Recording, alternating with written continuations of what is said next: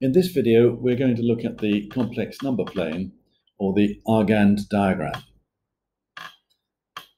Any complex number z can be written as a plus bi, where a and b are real numbers, and I is the square root of -1. We call a the real part of the complex number, and b the imaginary part. The two together make up the complex number, a plus bi.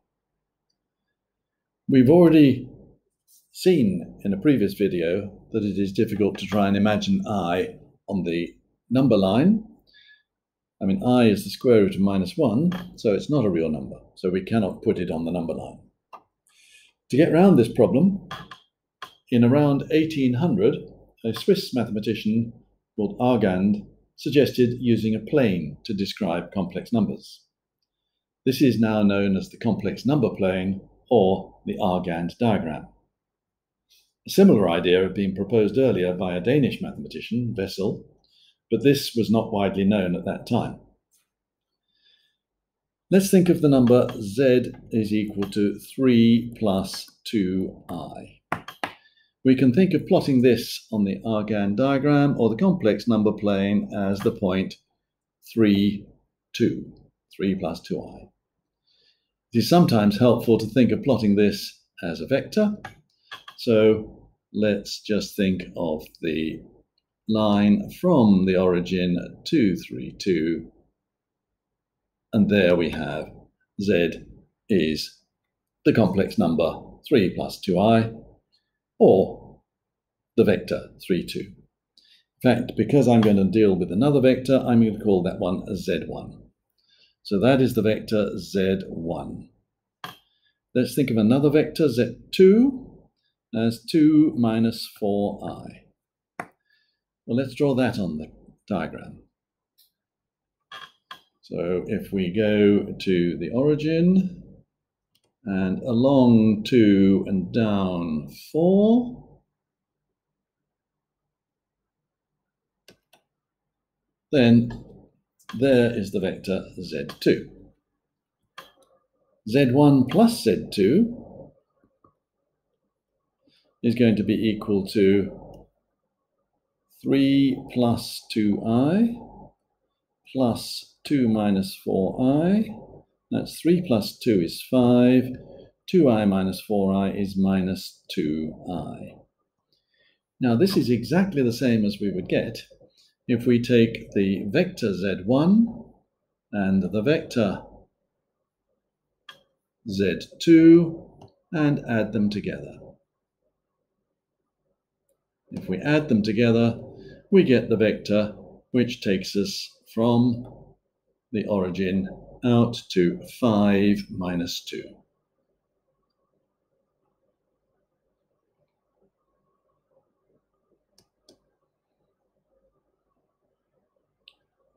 There we are.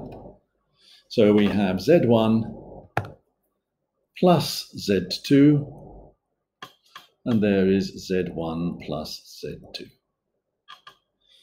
We can see that this is just like, I've talked about vectors, this is just like adding the vector 3, 2 and the vector 2 minus 4 to give us the vector 5 minus 2. And we can think of complex numbers as points or as vectors, depending on how we really want to sort them out. What's the best thing to do with them? Okay, now let's move on. We come to another idea, modulus and argument. Two new words. Well, modulus is not a new word for you, but we're going to look at it in a different way, and argument. The modulus of z is written mod z. We're used to that. Mod z equals r, and in this case, we're going to define it as the length of the vector from the origin to the point 4, 3, if z is the vector 4 plus 3i, or the distance from the origin to a. That, in this case, you can see is just going to be the square root of 3 squared plus 4 squared, which is 5. So that's the modulus of Z.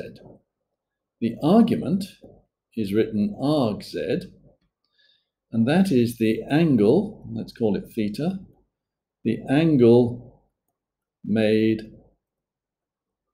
with the positive x-axis. So if we start with our complex number, the angle made by the complex number with the positive x-axis or the positive real axis is there. That would be the negative real axis there, which we're not looking at.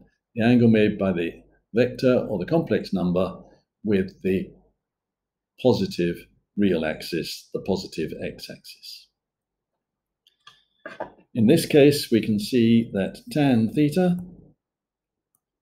is equal to 3 over 4, which gives us that theta is equal to 0.644 radians. A very easy idea. Okay, let's look at a second example.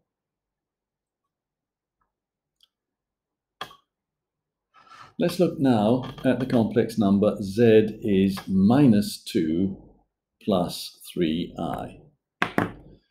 Okay, let's have a look at that. Here it comes, with any luck. Minus 2 plus 3i.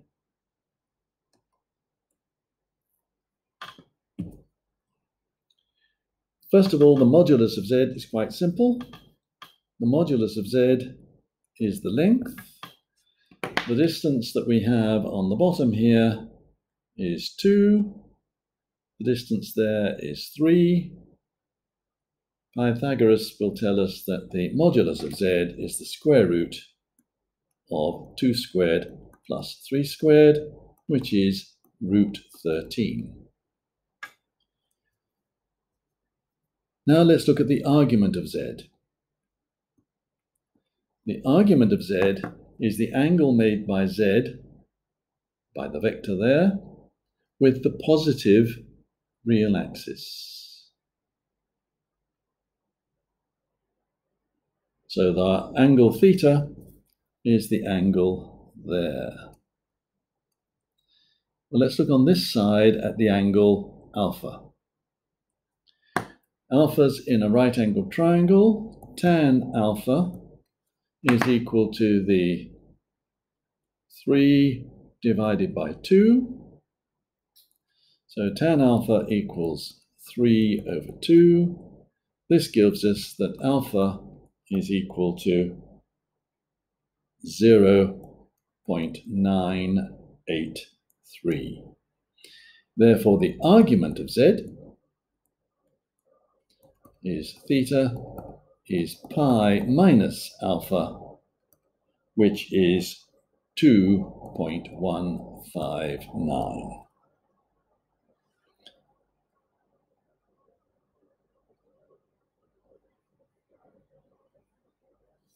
In general, if z is equal to a plus bi, mod z will always be equal to the square root of a squared plus b squared. But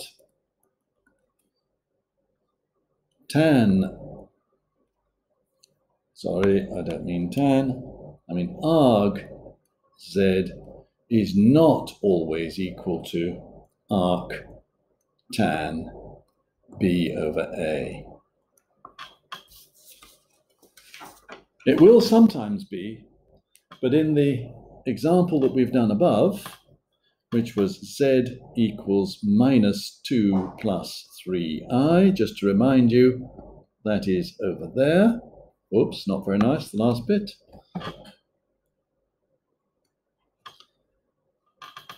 Minus 2 plus 3i. If we look at arc tan b over a, that is arc tan minus 3 over 2, and that is minus 0.983. And that would give us that direction, minus 0.983, if we're looking at the angle made with the positive x-axis. So you can use mod z is root a squared plus b squared. That will never let you down. But when looking for the argument, you should always draw a sketch first. That then shows you what angle you're looking for. You're looking for the big angle. You work out the small one and subtract from 180. Pressing the buttons gives you the wrong answer.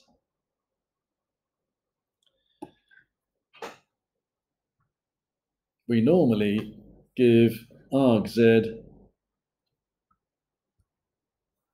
in the range minus pi less than arg z less than or equal to pi.